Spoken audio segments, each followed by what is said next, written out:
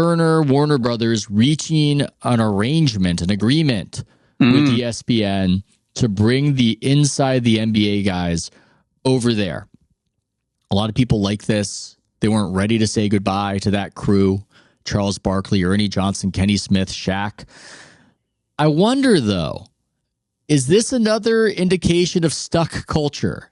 Is there an element here where we're going, maybe it was good that it ended and we had that bittersweet, there is still some good years left? How do you feel about it? Are you just excited that they'll be on ESPN, or is part of you going, I don't know. I don't know if we want to pull this into the ESPN era and watch that crew get old. Yeah, I mean, I am definitely conflicted as somebody who loves inside the NBA. I feel like over the last 25 years, they've had basically a flawless run and are untouchable. And so I had made peace with the idea that, maybe it is time for things to end. And maybe it's great that they're going to go out at the peak of their powers and we'll all just have this treasured era to look back on.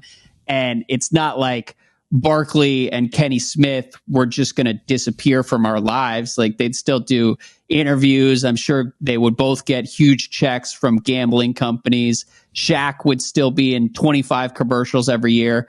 Everyone would be fine. And Shaq is actually one thing that's unappreciated about Shaq.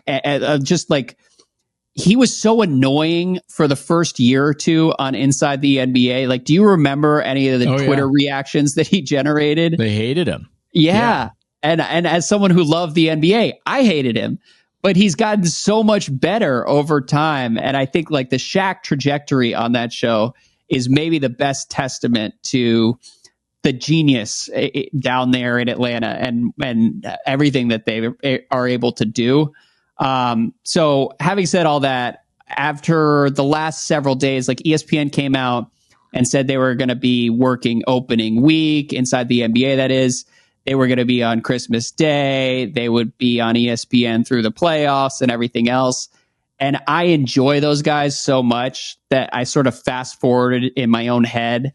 It was like, look, it may be time to just go out on top. But if we get to the next opening night and I have the option of those guys either being in retirement or talking through opening night on ESPN, of course I'm taking the second option. And I do worry that ESPN will screw it up somehow. But I guess you could say these guys are my Mike Tyson. Like, they're just such a core part of me watching basketball that I don't want to leave it behind if we don't have to. Yeah, I want him back as well. I'm not ready to say goodbye. One of the reasons why I'm not ready to say goodbye is because our culture is stuck. It's not just a matter of boomers refusing to leave the stage. It's also that when the boomers do leave the stage, there tends not to be something good to replace them. And so it's not as though pushing those guys out or having those guys leave, oh my God, I can't wait to, for the ESPN halftime show and what they're going to say there. I don't feel that way at all. So yeah, it's going to be a bit of a strange fit. Yeah, I don't know how it's going to work on a corporate level. Have you talked to anybody about it? I mean, because ESPN, one of the reasons their shows suck so much is because they give everybody like 20 seconds to talk and then cut to commercial, and they've just loaded up the post-game show, the halftime show with commercials. And so I am curious as to whether Inside the NBA is going to be given like 10 times more freedom on ESPN, because that's been a underappreciated difference between the two formats.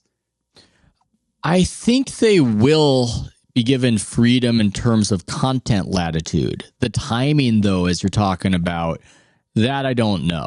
I would assume content latitude, just based on what we've seen from the freedom they've given Pat McAfee, how the UFC has Trump and all of that, and they're allowed to be whatever they are over there.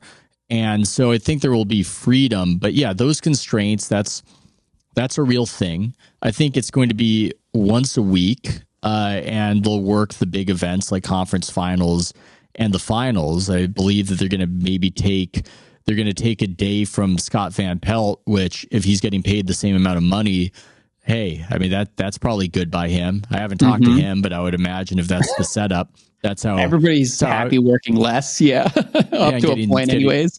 Yeah. And getting paid the same amount of money. So I think that they can make it work and they can make it fit, but there will be a bit of a squeeze of finding a way to just get them into the overall content. I mean, it's different though, because so much of the inside thing is the post-game show, and kind of an endless post-game show. And that's just something that you don't tend to see on ESPN. You can't just fill the, mostly useless airwaves of Turner. And that's why ESPN has failed in its studio shows, or one of the reasons. There are multiple reasons, is that they try to do a pregame show for the NBA, and that's not really what's interesting with the NBA. The postgame is really more where it's at. Yeah, I think that ultimately it's going to be entertaining because those guys can't help but be entertaining together. But it also might be a little bit awkward. And I'm interested to see that. And the way people wanted to see it, what is it going to look like when Mike Tyson is 58 years old boxing? I want to know, what is it going to look like, good and bad, when these guys leave this quirky cable readout and go to the worldwide leader? Is it all going to fit seamlessly? I mean, I have no idea what that will be like, because it's like Inside the NBA is at its best when it's 1:30 a.m. and, because you're absolutely right. TNT's alternatives are like reruns of movies from 25 years ago, episodes of The Closer or The Mentalist or something like that. Nobody's in a hurry to push Inside the NBA off the stage.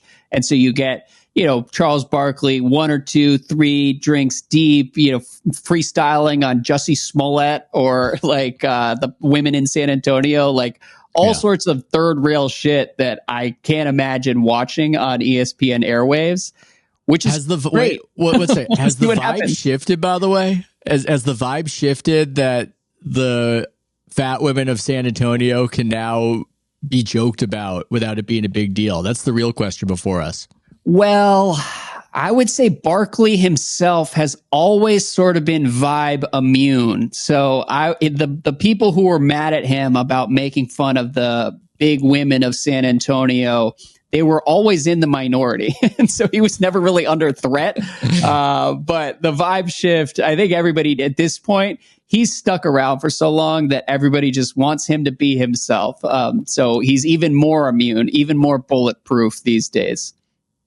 In the new America, you'll be canceled for not talking about the fat women of San Antonio. Yeah, exactly. At least on X. Who knows how it'll play on Blue Sky?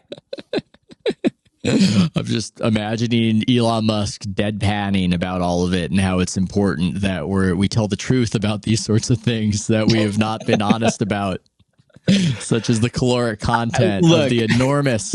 I just think it's funny because I have no idea if that city has any sort of bigness issue. I've never been cities. to San Antonio. I take no position on the women of San Antonio. I just enjoy Charles Barkley at 1:30 a.m. in the midst of the NBA playoffs.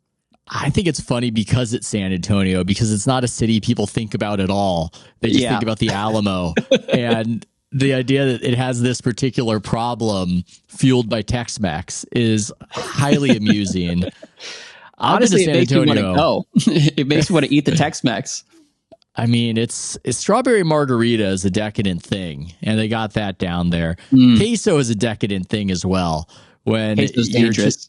That's about all I know of that town. I've been multiple times and still don't have a good sense of it. It's not like I was struck by that particular observation relative to other cities, though. It's not like our country has that issue in multiple places. This is just what happens. A city gets archetypally singled out, fair or not.